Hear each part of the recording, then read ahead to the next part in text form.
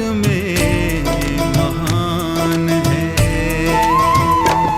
तेरे चरणों में मेरी जान है, मेरा साहिब सत्य समान है। मैं बंदगी साहिब की करूं, मेरा साहिब ही भगवान है।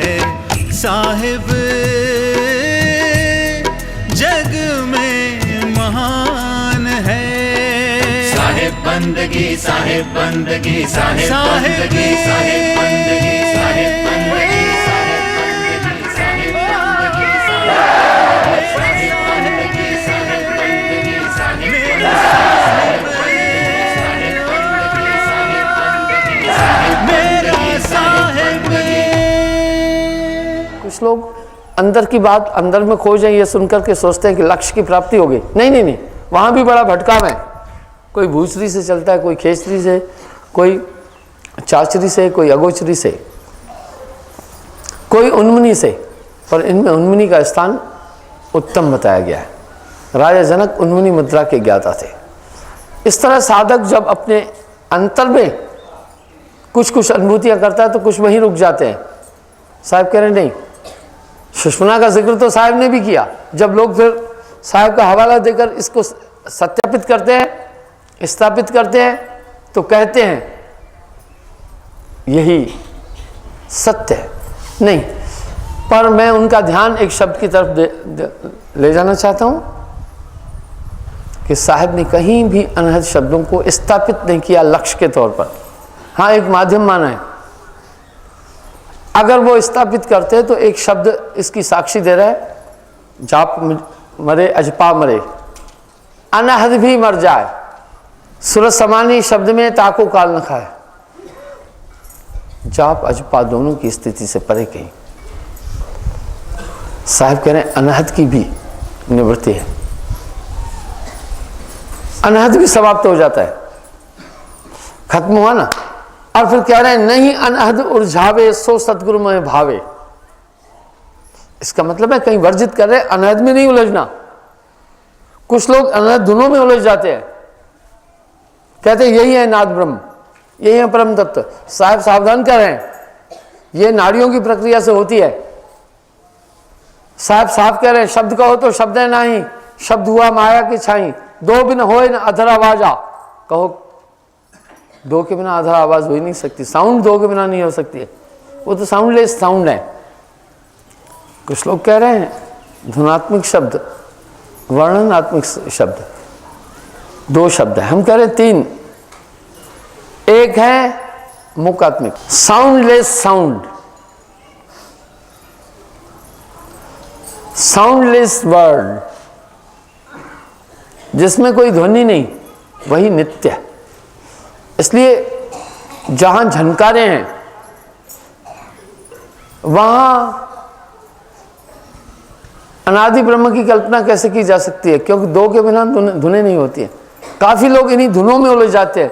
मुझसे भी आकर के बात कर, हाँ धुनों का प्रयोग हो, ये धुनें तो इस तरह से थोड़ा आपके कंसंट्रेशन में सहायक हो सकती है। जैसे एक बच्चे को पहले हम पढ़ाने के समय कहते हैं का से कमल, खा से खरगोश, का एक माध्यम बनाया, का कमल नहीं है, न कमल क्या है, का से तो और भी कुछ हो सकता है, का दायरा इतना सीमित नहीं है कमल तक।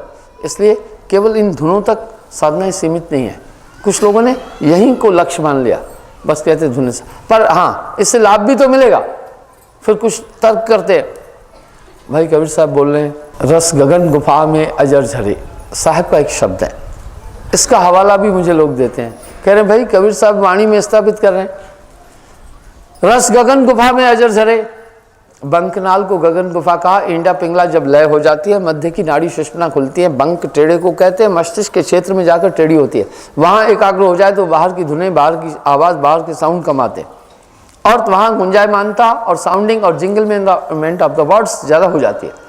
इसको बंकनाल कहा। रस गगन गुफा भी कहा। गगन की गुफा को पवन से साफ कर पल ही पल में ले अजूबा। कुछ लोग वहां पर ये तर्क देते हैं मुझे, कबीर साहब कह रहे हैं रस गगन गुफा में अजर झरे, बिन बाजा झनकार उठे तय समझ पड़े जब ध्यान धरे। युगन युगन की तृष्णा बुझाए कर्म भर्म अग व्याधि टरे। काम क्रोध लोभ मोह अहंकार पर भी नियंत्रण होने लग जाएगा। बिल्कुल ठीक है, वहां आपका ये बहुत काम करते हैं शब्द, पर जो शब्द आपको सुरती को पूर्ण चेतन करने वाला, वो जिंगलमेंट ऑफ द वर्ड्स धुन नहीं है। शब्द बिन सूरत आंध्री कहो कहां को जाए। शब्द क्या? शब्द वो अनादि, वो परम पुरुष को भी कहा, सतपुरुष को कहा है, जो धुने नहीं है। आप विचार करें साउंडिंग क्या है? साउंडिंग दो के बिना हो ही नहीं सकती है, इसलिए वो साउंडिंग नहीं हो सकता है। हाँ, ये वायु में साउंड नहीं है। कहीं पेड़ से टकराई तो पेड़ की पत्तियां साउंडिंग देने लगती है, कपड़ों से टकराई वो साउंडिंग आती है, जमीन में टकराई साउंडिंग आती है। वो इंटैक्ट होती है जब तब साउंड है। हवा खुद साउंड नहीं है, पर जब किसी चीज से टकरा जाती है तब साउंड उत्पन्न हो जाती है। इस तरह हवा तो साउंडलेस है। हो सकता है आपके शरीर से टकराए तो भी साउंड देगी, आपके कानों से टकराए तो भी साउंड देगी। कभी कभी आप देखो तेज हवा आती है तो आपके कान में भी सांस सांस सांस होने लगता है। ये साउंड हवा से नहीं उत्पन्न हुआ। ये तो साउंड जब हवा चली आपके कान से इंटैक्ट हुई इसलिए पैदा हुआ। इसलिए ये धुने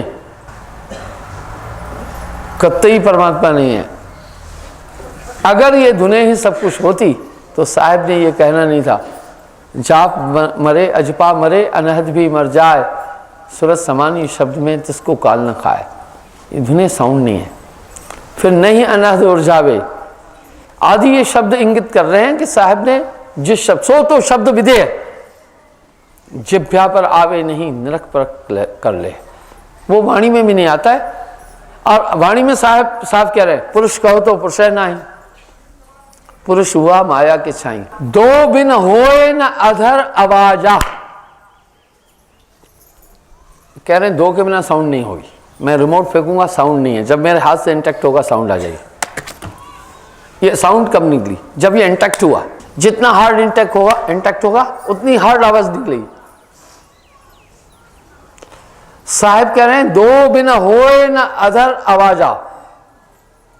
साउंडिंग दो के बिना नहीं हो सकती। जहां द्वैत भाव आया वहां माया है, वहां माया है। तत्व रहित रविचंद्र तारा, कहा न जाए सुना न जाए। पर हम सफर में आगे चल रहे हैं। साहब ये बता रहे हैं, पवन पीवे ज्वाला पचे नाल तले कर रहा है, मेरुदंड को फोड़कर बसे अमरपुर जाए, जहां काल पहुंचे नहीं वहां नहीं यमराज, गगन मंडल में जाए के करे उन्मनी निवास। कह रहे वहां पर हमारे मन की गतियां कम होने लग जाती है।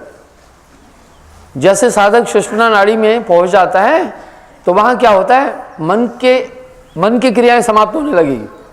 मन ही काल है, मन की फोड़ा, मन की चारों एक्टिविटी समाप्त हो जाती है। मन के चार रूप है, मन, बुद्धि, चित्त, अहंकार। जब यह मन संकल्प करता है इसको मन कहते हैं, जब निश्चय करता है तो बुद्धि कहते हैं, जब याद करता है तो चित्त कहते हैं, जब क्रिया करता है तो अहंकार कहते हैं। इन चारों की क्रियाओं में ही ये जीवात्मा लगा रहता है। लेकिन जब आप सुषुम्ना नाड़ी में पहुंच जाते हैं, वहां पर न संकल्प है, न विकल्प है, न क्रिया है, न स्मृति, चारों वहां पर नियंत्रित हो जाती हैं। मन, बुद्धि, चित्त, अहंकार आदि की प्रक्रियाएं वहां पर नहीं होती है। इस अवस्था को साहब वाणी में कह रहे हैं, मन को मार गगन चढ़ाए, छूटा कलमल यही अलेखा, यह नैनन साहिब को देखा।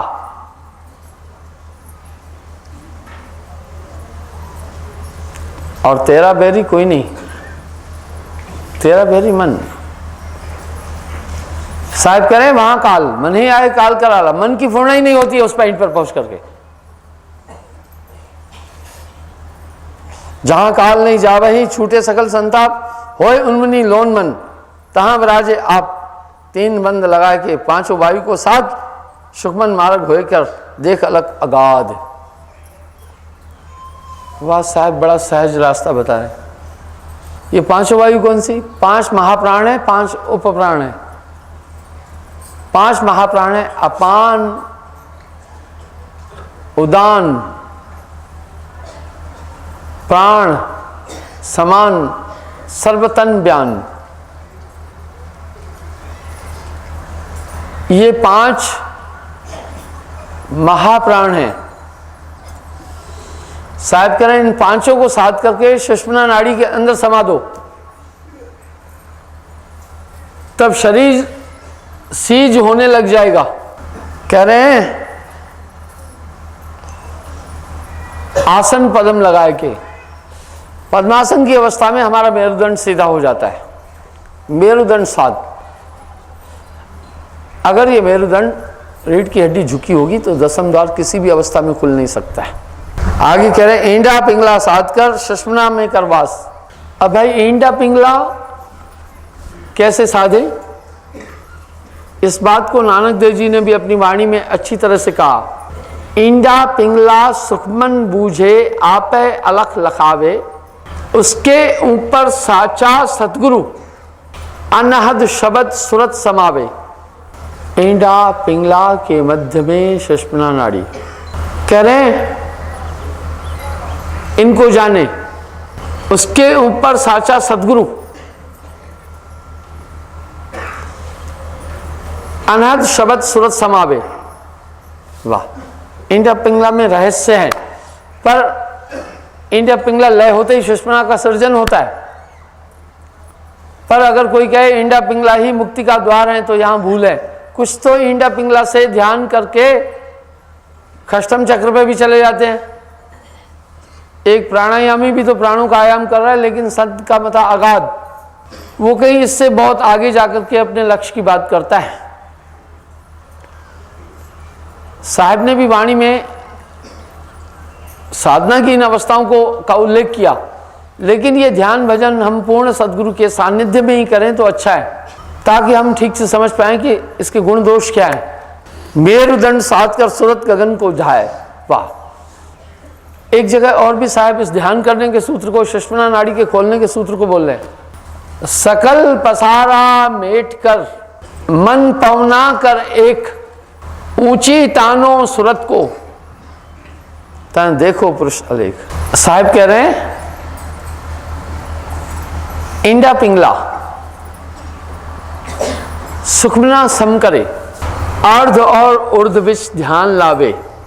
कहे कबीर सो संत निर्भय हुआ, जन्म और मरण का भरम भाने। वह ईंडा पिंगला को समान कर दे और अर्ध और उर्ध विच ध्यान ले आवे। ये कैसे? ईंडा के घर पिंगला जाइए। फिर साहब बोल रहे हैं सुखमन नीर रहे ठहराई, बंकनाल में किया संहारा। बंकनाल में प्रवेश कर जाता है। और फिर कह रहे हैं सकल पसारा मेट कर मन पवना कर एक, ऊंची तानो सुरत है। तब देखो पुरुष अलेख। कह रहे हैं सब तरफ से अपने ध्यान को हटाकर ईंडा पिंगला में लय करके सुषुम्ना में प्रविष्ट कर दो और सूरत को ऊंचा तानो। अब अष्टम चक्र में सूरत रोकने का बात कर रहे हैं। जितनी भी दुनिया की चीजों में आपका ध्यान रुकेगा तो उनका उनका रूप और गुण आएगा। जहां भी आपका ध्यान जाएगा उन चीजों का अक्स आएगा। कोई शून्य में ध्यान करता है, कोई किसी पॉइंट पर ध्यान कर रहा है, नहीं। साहब करें नहीं, सकल पसारा मेट कर मन पवना कर एक, ऊंची तानो सूरत को तह देखो पुरुष अलेख। कह रहे हैं सब तरफ से अपना ध्यान हटा करके सुषुम्ना के अंदर अपना ध्यान दें। खेल है सुरती का पूरा, पर चकमक पथरी रहत एक संग उठत नहीं चंगारी। दो चकमक अगर वैसे ही पड़े रहें तो उसकी चिंगारी कभी उठ नहीं सकती है। घर्षण के बिना, ईंडा पिंगला लय हुए बिना सुषुम्ना नाड़ी कभी खुली नहीं सकती है। जब तक सुषुम्ना नाड़ी नहीं खुली तब साधक तब तक अंतर अनुभूति को कर ही नहीं सकता है। अंतर की दुनिया का वो गेट है। दादू दयाल जी भी इस अवस्था के लिए कह रहे हैं, सुखमन सुन्न सुरत महलो नभ आया अजर अकीदा, दादू दीर्घ दीदार ये में पाया खुद खुदी का, तब ये दिल भया सीधा दादू देख अदीदा, सब कोई कहत सुनीला। ये धुनें होती हैं। साधक जब इस अवस्था में पहुंचता है तो ये धुनें बहुत तेज सुनाई देती है। कभी कभी इन धुनों में बड़ी अजीब सी मस्ती है। साधक मस्ती में भी आ जाता है, थोड़ी देर संसार की चीज़ों को भी भूल जाता है, शब्दों में लय भी होता जाता है। साहब ये नहीं कह रहे हैं कि ये सब चीज़ें नहीं हैं, पर कह रहे हैं कम से कम इसमें नहीं उलझ जाना। ये साधना की पराकाष्ठा नहीं है, ये तत्व की पराकाष्ठा नहीं है। मामला आगे है, क्योंकि आगे ये बोल रहे हैं, शब्दों को बेकार नहीं कहा। जैसे हम इस संसार में रह रहे हैं, भाई संसार नाशवान है, लेकिन और इसमें पाप पुण्य दोनों बंधनकारक हैं, क्रियाएं जितनी भी है स्वप्न है, लेकिन तब भी हम सब ये कहते हैं भैया क्रिया करना तो शुद्ध करना, पाप नहीं करना, अशुद्ध नहीं करना, अशुभ कर्म नहीं करना। हालांकि दोनों कर्म स्वप्न बताएं, तो भी हम किस कर्म के लिए कहने को बोल रहे हैं, तो भी हम कर्म शुद्ध करने के लिए प्रेरणा दे रहे हैं। लोग कह रहे हैं भाई शुभ कर्म करना। साहब ने अपनी वाणी में एक शब्द कहा, पाप पुण्य यह दोनों बेड़ी, एक लोहा एक कंचन केरी। ये पाप और पुण्य ये दोनों बेड़ियां हैं, एक लोहे की है एक सोने की है। आगे कह रहे हैं, ईंडा पिंगला साध कर सुखमनी करे सुखना वास, परम ज्योता झल मिले बुझे बन विश्वास। जिन साधन आगे करा तासु सब कुछ होए, जब लग चाहे तब लग जीवे काल बचावे सोए। इतनी अवस्था जोगी की बैठ रहे मनजीत, साध बचावे काल से अनंत समय प्रतीत। कह रहे हैं भाई यहां तक तो योगी लोग भी करते हैं, यहां तक योग की अवस्थाएं हैं, योगी लोग इन अवस्थाओं तक आ जाते हैं, इन अवस्थाओं की अनुभूति योगी करते हैं, पर मार्ग आगे है। साहब कह रहे रतन अवस्था योगी की बैठे रहे मनजीत, साथ बचावे काल से अनंत समय रणजीत। यानी कह रहे हैं यहां तक जाकर के वो काल से उतनी देर बचे हुए होते हैं, लेकिन जब नीचे आएंगे फिर मन एक्टिव हो जाएगा, फिर ये मन पकड़ने लग जाएगा। पर संतत्व की धारा अनंत काल के लिए आपको काल पुरुष के दायरे से बाहर कर लेती है। इसलिए साहब एक सुंदर शब्द कह रहे हैं, जैसे कोई आदमी तैरना नहीं जानता है और गिर पड़े कहीं कुएं में, उस समय सोचे कि अब मैं तैरूं, तो फिर हाथ पांव मार मार के डूबेगा ही। डूबने वाला भी हाथ पांव मारता है और तैरने वाला भी हाथ पांव मारता है, तब वो डूबेगा ही, डूबने के अलावा उसके पास कोई साधन नहीं है। पहले अगर जानता है तो गिर पड़ा तो तैरने लग जाएगा। इस तरह साहब वाणी में एक बात भी कह रहे हैं, कमाई की बात नहीं कर रहे हैं। रस गगन गुफा में अजर झरे, बिन बाजा झनकार उठे तो समझ पड़े जब ध्यान धरे। युगन युगन की तृष्णा बुझाए, कर्म भर्म अग व्याध टरे। कहत कबीर सुनो भाई साहब, अमर होए कभू न मरे। वाह, पर समझ पड़े एक शब्द आ रहा है, तब जब ध्यान धरे। साहिब मेरा